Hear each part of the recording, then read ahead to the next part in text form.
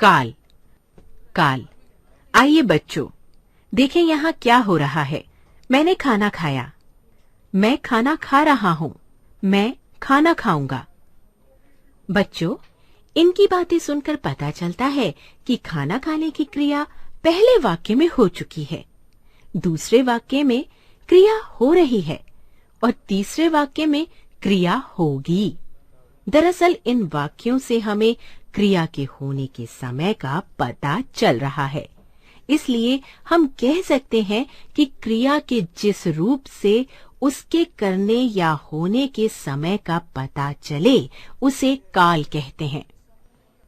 बच्चों, काल के 3 भेद हैं, भूतकाल, वर्तमान काल और भविष्यत काल। सबसे पहले हम भूतकाल के बारे में जानेंगे। क्रिया का जो रूप उसका बीते हुए समय में होना बताए उसे भूतकाल कहते हैं। जैसे कल बस खराब हो गई थी। माँ ने कपड़े धोए। मीना पढ़ रही थी। बच्चों, इन वाक्यों की क्रियाओं हो गई थी, धोए, पढ़ रही थी से काम के बीते हुए समय में होने का पता चल रहा है, इसलिए ये भूतकाल की क्रियाएं हैं। अतः हम कह सकते हैं कि क्रिया के जिस रूप से काम के बीते समय में होने का बोध हो उसे भूतकाल कहते हैं। वर्तमान काल। वर्तमान यानी चल रहा समय। बच्चों, क्रिया के जिस रूप से उसके वर्तमान समय में होने का पता चले उसे वर्तमान काल कहते हैं। जैसे ठंडी हवा चल रही है। मैं टीवी देख रहा हूँ। बच्चे खेल रहे हैं।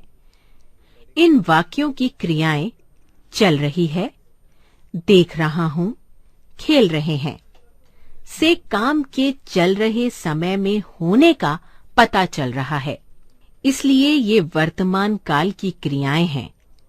अतः हम कह सकते हैं कि क्रिया का जो रूप उसका चल रहे समय में होना सूचित करता है उसे वर्तमान काल कहते हैं।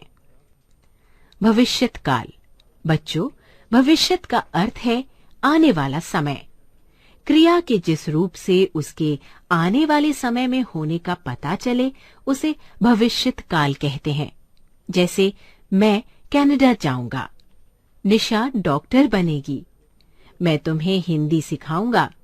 इन वाक्यों की क्रियाओं जाऊंगा, बनेगी, सिखाऊंगा से काम के आने वाले समय में होने का पता चल रहा है, इसलिए ये भविष्यत काल की क्रियाएं हैं।